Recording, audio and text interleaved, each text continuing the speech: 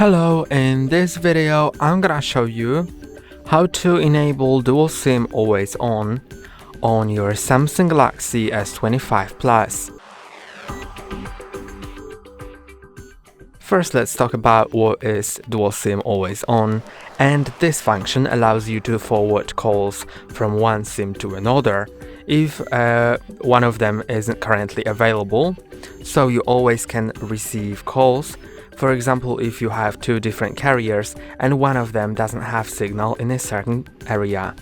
So to do that, you can just go to the settings, then go to Connections, SIM Manager, More SIM Settings, Dual SIM Always On. Then make sure that correct phone numbers have been entered in the SIM1 and SIM2 section, then click on Next.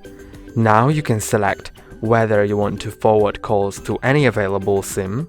So if SIM2 is unavailable, then it will forward to SIM1, and if SIM1 is unavailable, it'll do the same thing the other way around. You can also set it to only forward calls from SIM1 to SIM2 or from SIM2 to SIM1. I'm gonna select the first option and click on Done.